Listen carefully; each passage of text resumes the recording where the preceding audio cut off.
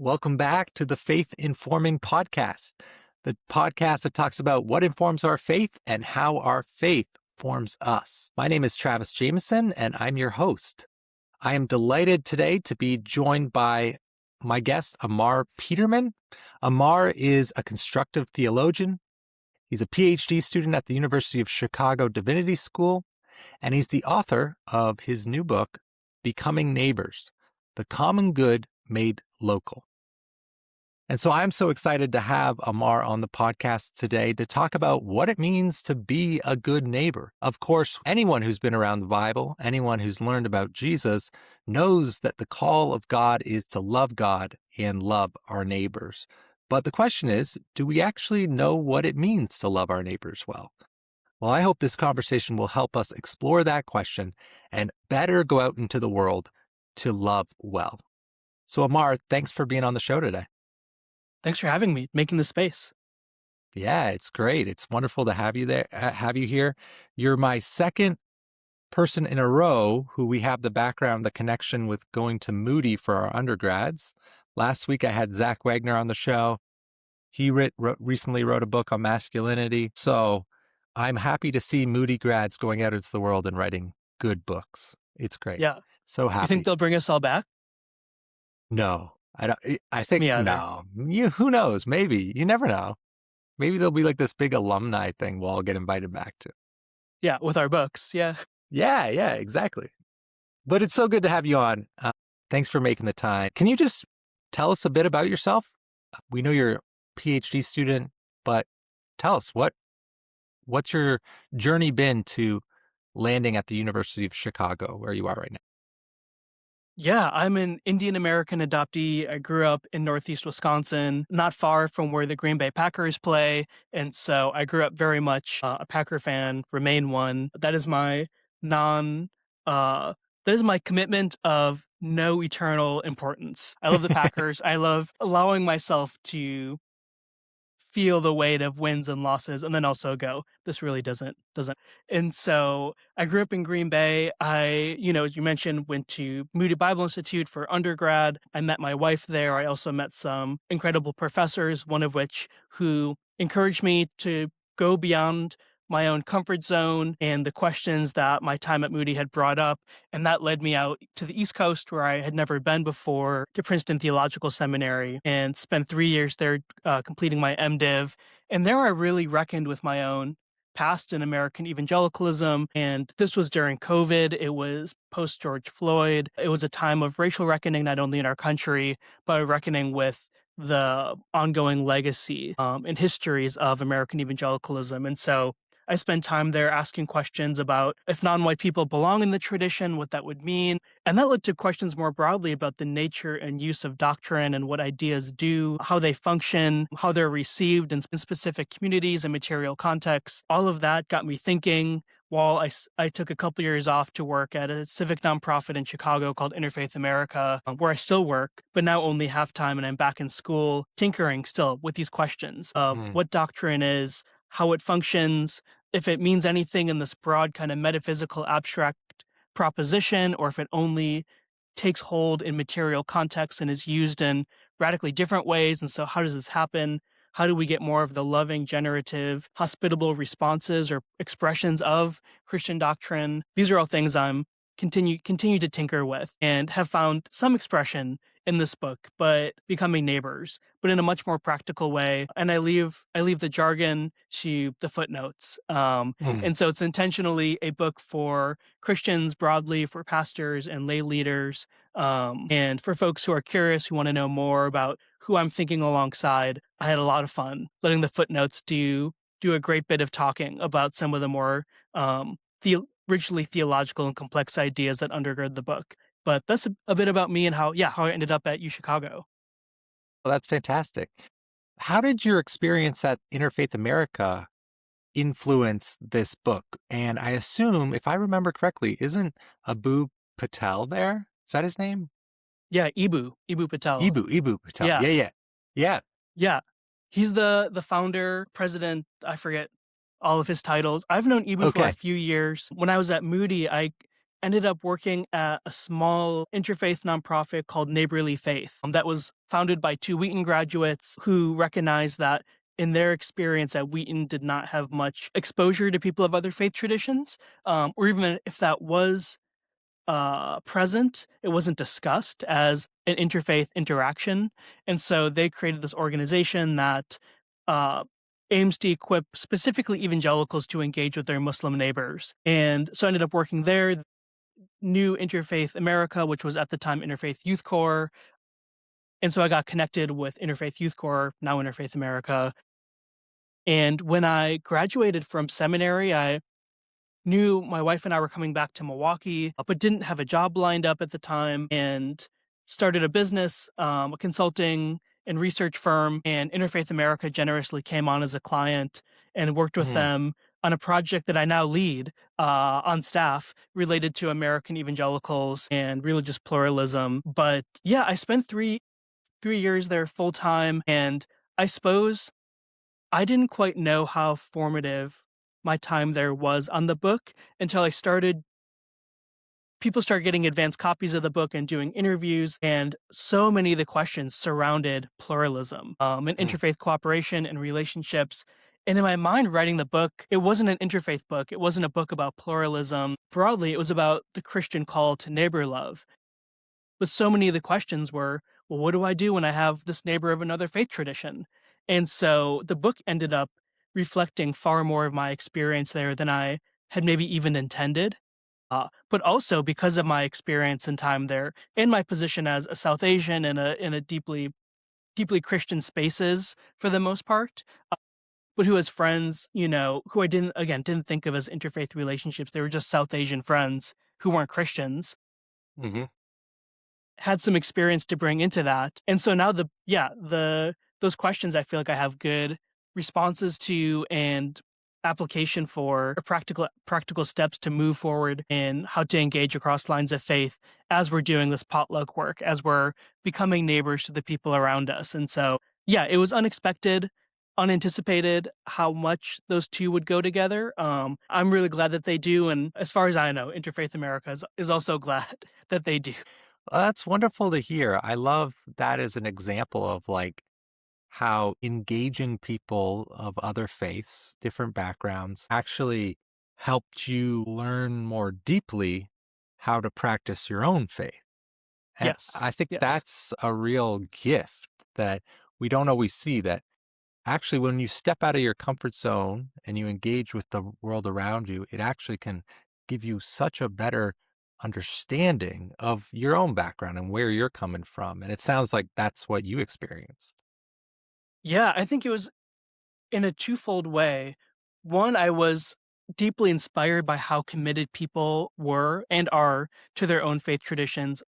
The past several years, Ramadan, which is a Muslim holiday, and Lent have coincided almost to the day. And so Hmm. I have practiced Lent alongside colleagues and friends who are fasting throughout the day and then breaking their fast with iftar in the evening. And I'm inspired by the way that they sacrifice and practice cultivating this humility as I'm in a liturgical season of trying to do the same in my own tradition. And the other is, I think, in constructive and open conversation with people across faith traditions when that relationship's been built. They point out questions about things I just assumed to be true or have been taught. I grew up in the Christian tradition, and so there's language and ideas, and I'm like, yeah, this is true. And then, a Jewish colleague or a Hindu colleague goes, "Oh, why do you think that? Or what does this mean?" And as a theologian, I want to, one, I have to translate like this. I have maybe this academic jargon to say, well, theologically, the significance of this belief is XYZ.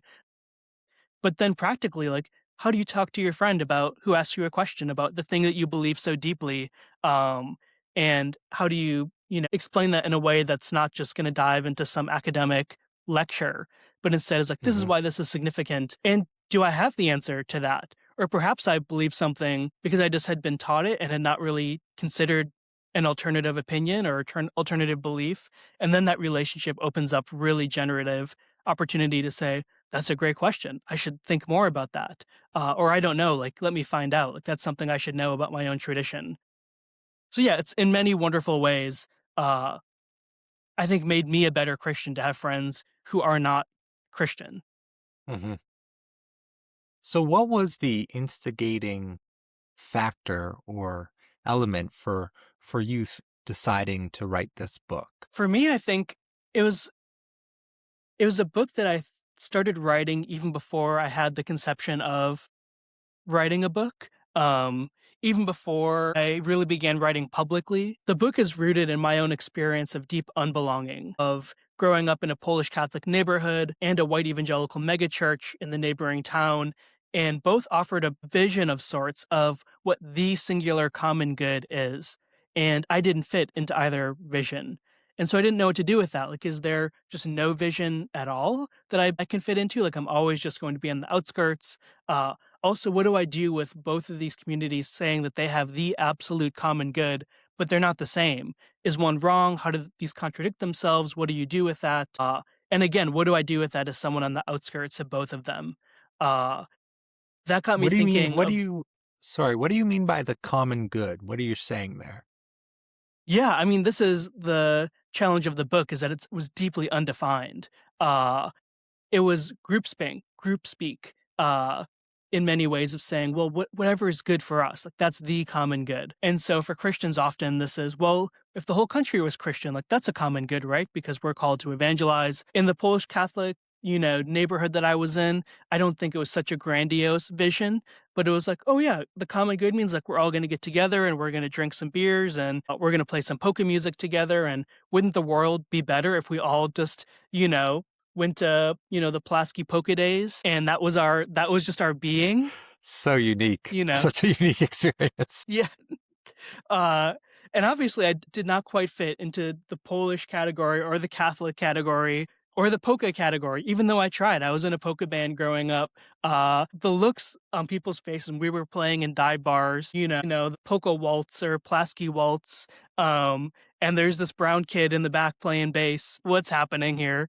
Um, but so I tried to fit into these visions of the common good in this sense, but broadly they were undefined. They were something that you picked up in that community that was especially in the Christian community verbalized. In the Polish Catholic neighborhood, not so much. But yeah, I think the common good was the assumption that there is a single thing that's good for all of us, rather than Mm, pointing to each individual community and saying, maybe what's good for this Polish Catholic community does look like polka days.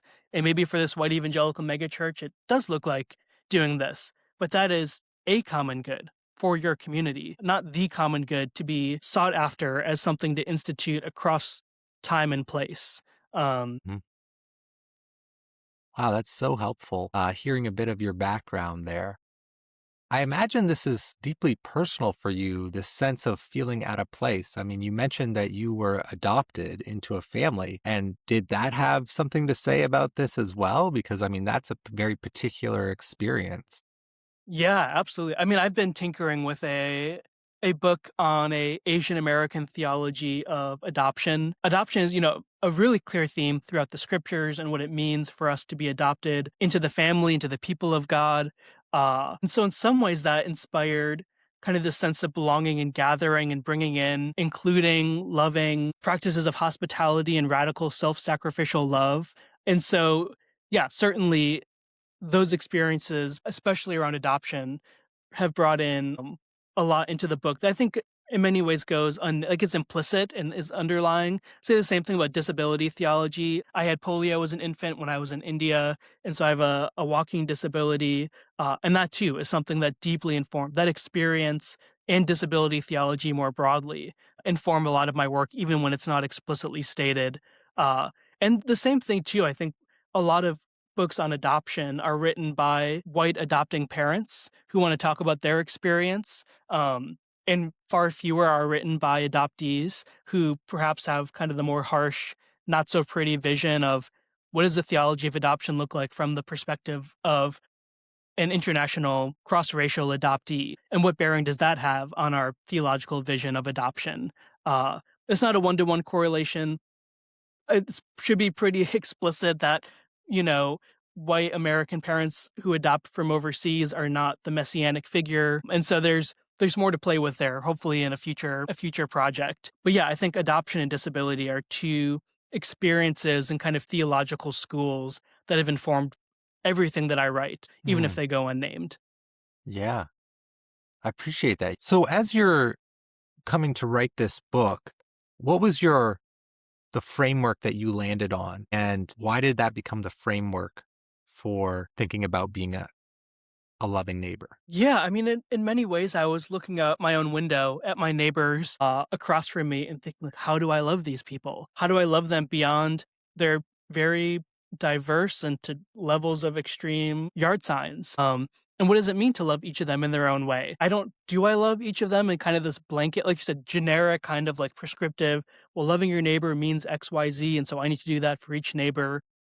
Or do we embrace and consider the messiness of particularity that perhaps each of my neighbors needs to be loved in a different way? And perhaps I don't know that until I walk across the street and knock on their door, or for some, stand on the outside of their property and wave or smile when I'm out walking my dog and they're mowing their lawn.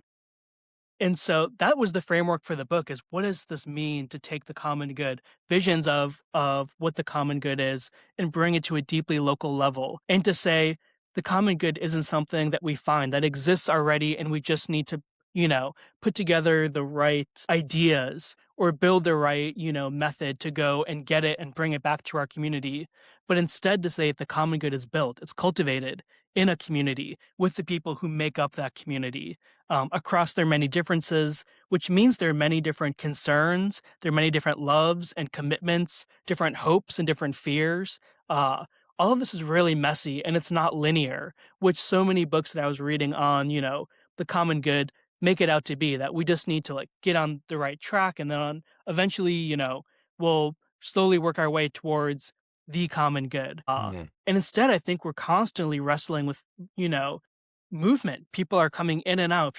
New things are happening and people are responding to them. What does a practice of neighbor love, a practice of becoming neighbors look like? When everything feels so fluid and dynamic, and not this singular kind of prescriptive, do this and the X, do X and Y will happen.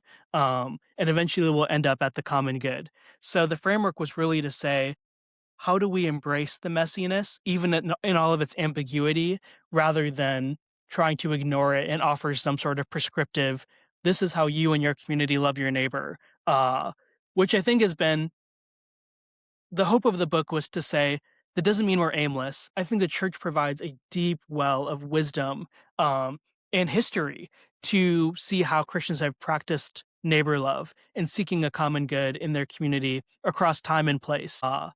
At the same time, I did not want to be prescriptive and say, this is what you're supposed to do, but instead say, here's what the church has done. What does that look like in your community? What does that look mhm, like for the people who live around you? And I think the joy, uh, on my end of that, and perhaps the frustration on the reader's end, is that you got to do the work yourself.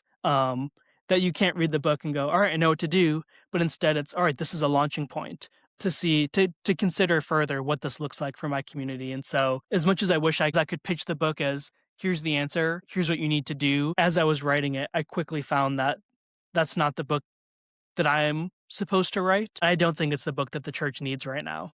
mm. You used the phrase the shared table. Can you unpack that a bit for us? What does it mean practically for a congregation to show up at a shared table? Yeah, so I say in the book that the common good is cultivated at the shared table, where people across lines of deep difference gather together to cultivate the common good. I also say this table already exists. It's in our communities. People are doing this work. The question is, where are the Christians? It seems as though Christians, because of often the resources, the social position, the communities that we inhabit, some of our, at times, theological commitments, make it seem as though we're supposed to stay at our own table and only go to the other table if we're going to convert others or make Mm, sure that they know the gospel. And so I say that at the shared table, Christians are either absent altogether, or they show up, walk past their seat, grab the microphone, and assume that they're running the meeting, that we have all the answers and we know what to do. And so we're just going to make sure that we take charge here. And the invitation of the book is to say, take a seat. join with your neighbors, place the best of our tradition, the rich, again, the deep wells of wisdom and understandings of what humanity is, what our purpose is, what it means to be faithful, what it means to love the people around us, and place it alongside other folks who have their own conceptions of what that means. And many times I think we'll find that there's not as many differences as we assume. And that's not to say that we pretend that we all believe the same thing. There are points of irreconcilable difference. The table is where we can make that known and where we can see how far we can join together. Often we think of the table as like, well, we have these completely contradictory views about this topic, and we kind of go to these like big national, like obviously divisive issues. And I say instead, what if we came to the table and said, everyone in our community should have something to eat today? Can we all agree that that is a common good for our community? I think people across every tradition would go, yeah. And so we say, how do we work towards that together? How do we gather our resources? How do we draw from the inspiration of our own traditions to do this work together, which may look like packing meals, serving at a food pantry, helping develop a community garden, whether that's in a city or out in a rural town? How do we provide resources for the people around us? The reason that I point to the table as the place where the common good is cultivated is because tables are all around us. We're both sitting at tables. You go to the coffee shop, there's a table. The library, there's a table.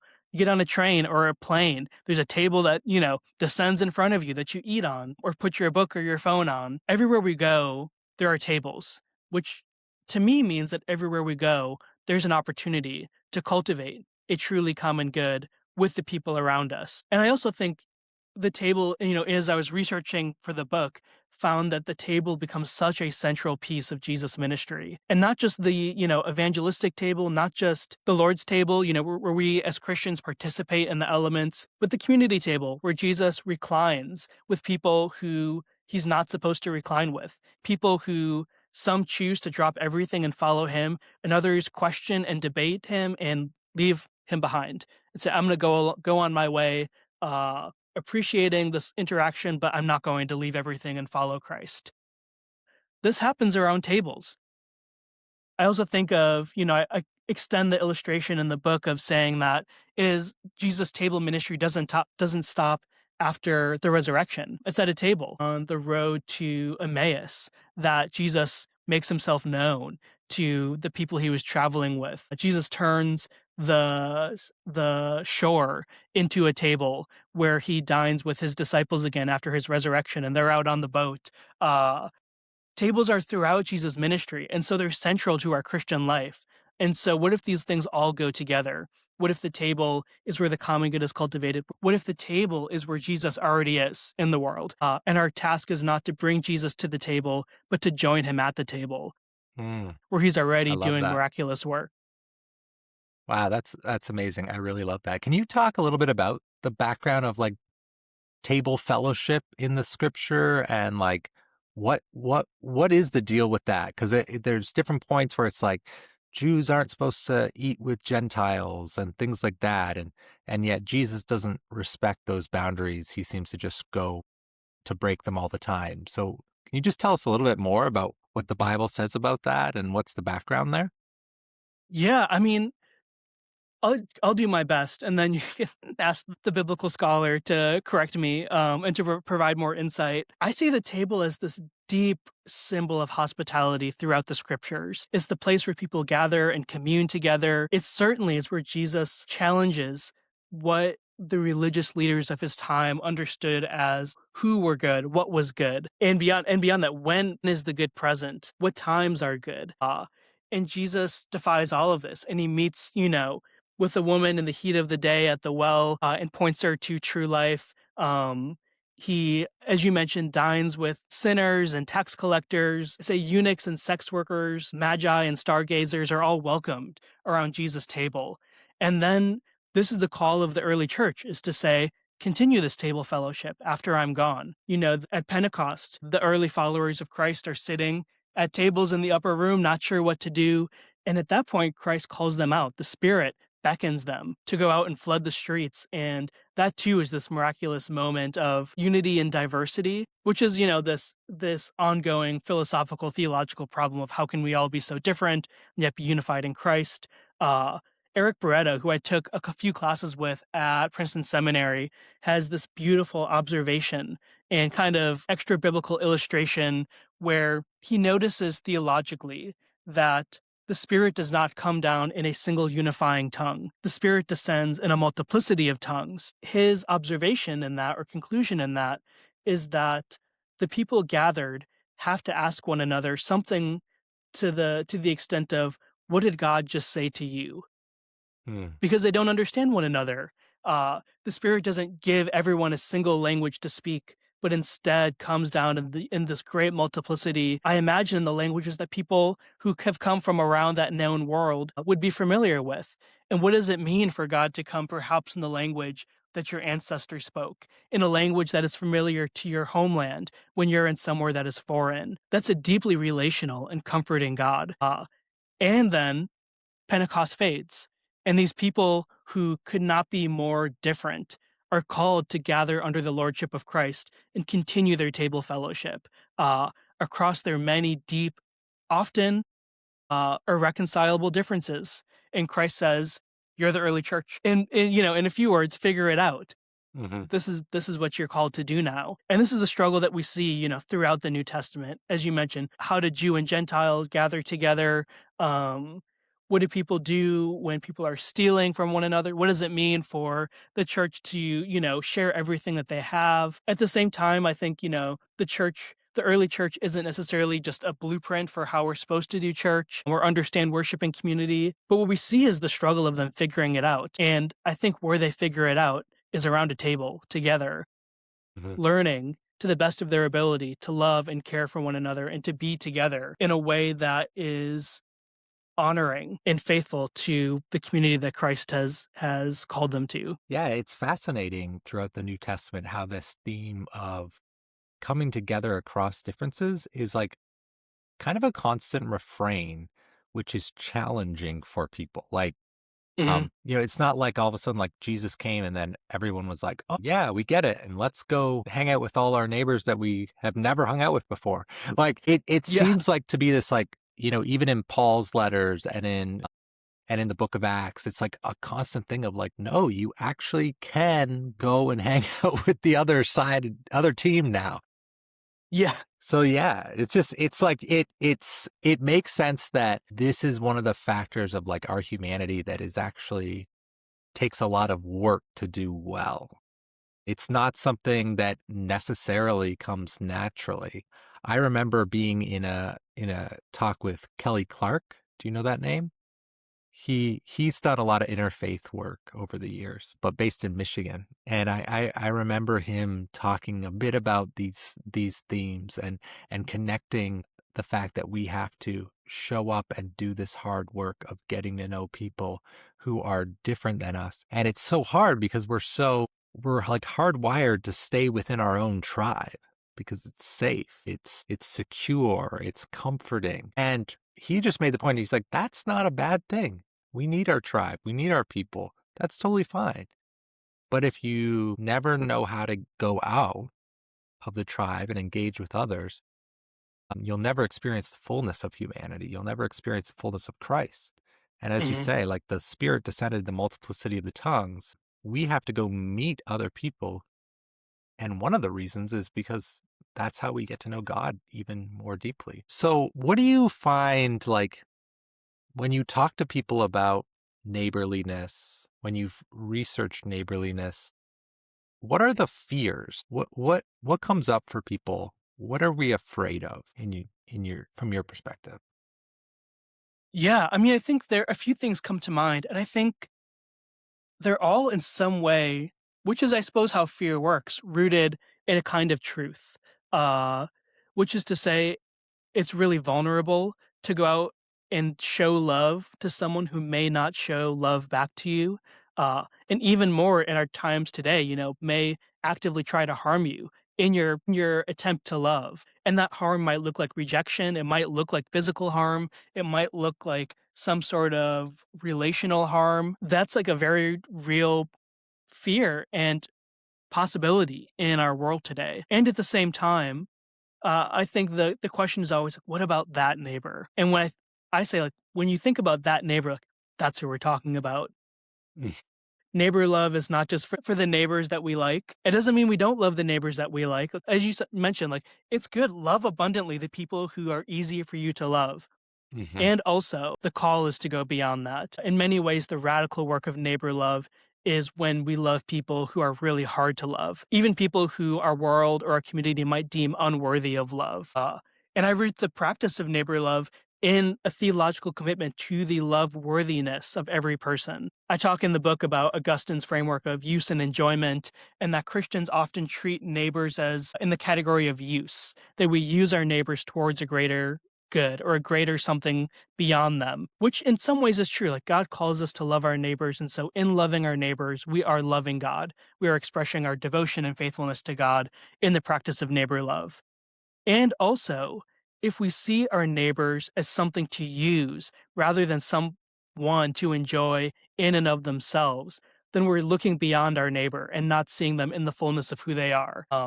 And so I push in the book really hard in saying that loving your neighbor is an end in itself, showing love to them, and showing love to them in a way that they want to receive love, which goes back to what we were talking about earlier, that we have these assumptions or presumptions about how we're supposed to love people. And then we go, I bring my hot dish here in the Midwest over to my neighbor and say, here you go. I loved you. And they go, oh, I don't like that. Or actually, I really don't want this. Or we have this food allergy. Actually, you really shouldn't have brought this over here. And you can extend this in many different ways, but maybe that neighbor like is going to be gone. They're like, I really need someone to like keep an eye on my porch because I have some deliveries coming. So, all right, like that's a way I can love you. Like, I can keep an eye out, for that, or I can notice that something's been sitting on your porch for so long, and I might shoot you a text or just, put it by your back door. These are small practices of neighbor love that, again, aren't these grandiose things that will change the world, but they will show care and love for the people around us. Uh, so I think a fear is that people will reject our love, that they'll reject us. Uh, I think that's probably the one of the larger ones. And the other is just that the fear of it's really uncomfortable to be a guest in someone else's home, to not only show neighbor love, but receive neighbor love, to create this reciprocity. Saying if I, go shovel your driveway in the winter, then I might be in a position where you get up before me and you've now shoveled mine. And now that's really uncomfortable because I'm, independent and self-sufficient and I don't need you to shovel my driveway and I don't know how to receive that.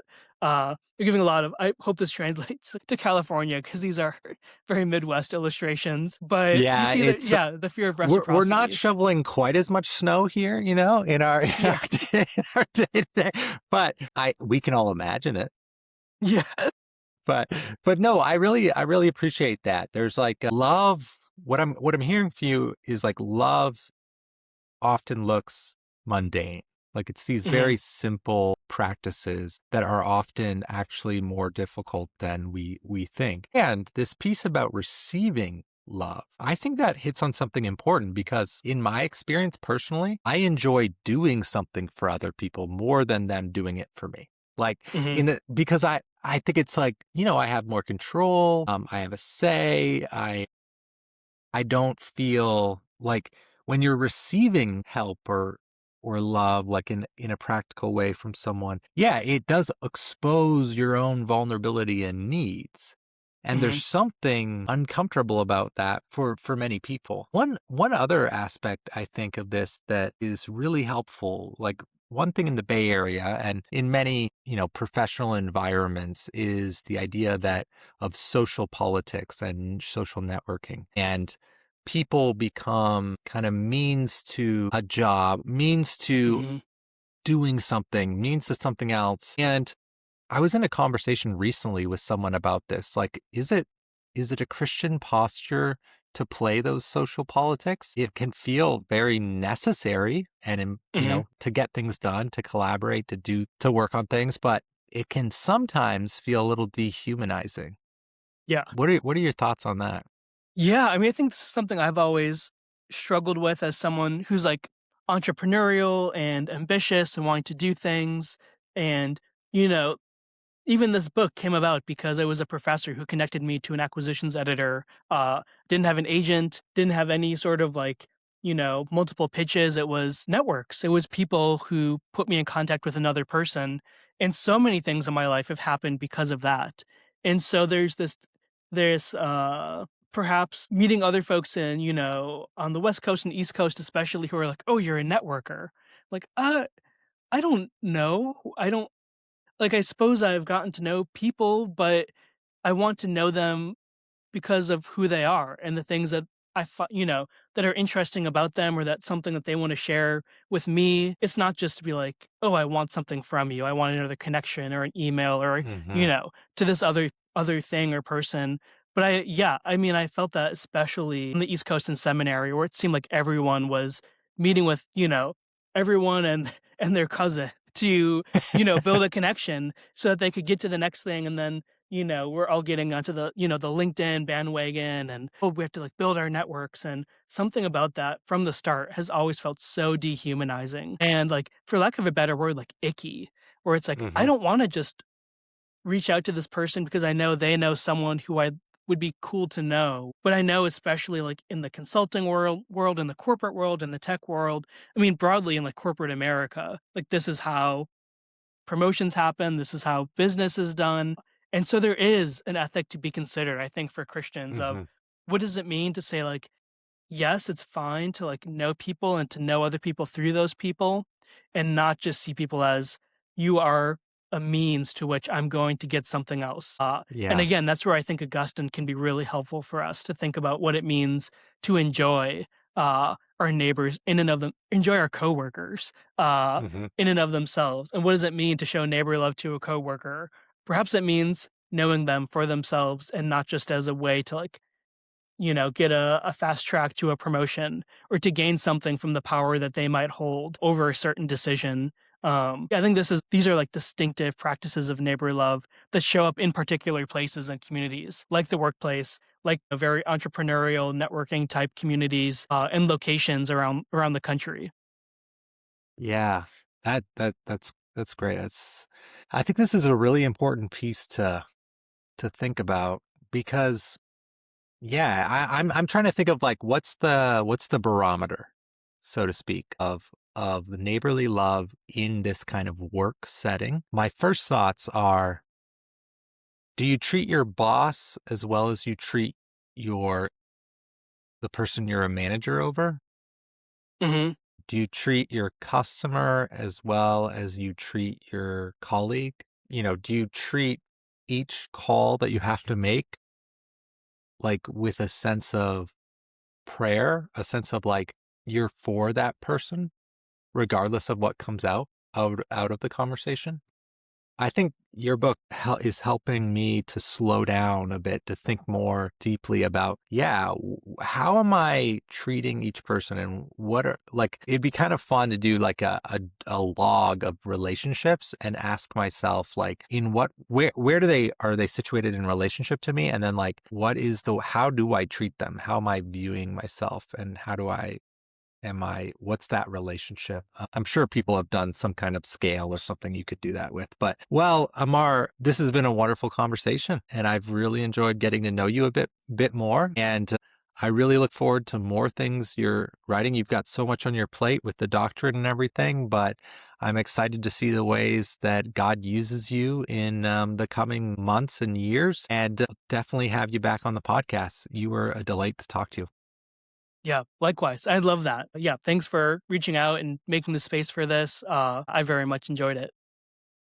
Where can our listeners follow you?